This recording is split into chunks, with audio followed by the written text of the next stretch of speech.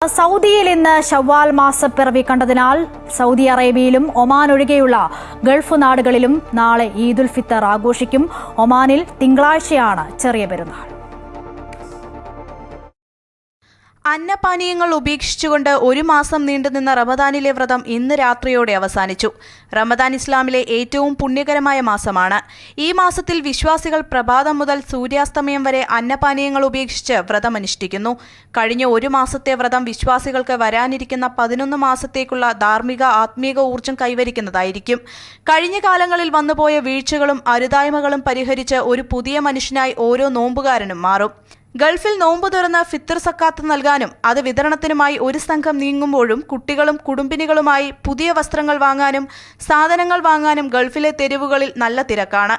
നാളെ രാവിലെ പുതുവസ്ത്രങ്ങൾ അണിഞ്ഞ് കുട്ടികളുമായി ഈദ്ഗാഹുകളിലും പോയി നമസ്കരിക്കുകയും സ്നേഹബന്ധങ്ങൾ ഉറപ്പിക്കുകയും ചെയ്യുന്നു. ഈദ് ദിവസം വീടുകളിൽ സന്ദർശനം നടത്തി ബന്ധങ്ങൾ ദൃഢമാക്കുന്നു. പല പ്രവാസികളും കിട്ടിയ അവധി തരപ്പെടുത്തി നാട്ടിലേക്ക് പോകുമ്പോൾ പല സംഘടനകളും ഈദിന് ടൂറുകൾ സംഘടിപ്പിക്കുന്നുണ്ട്.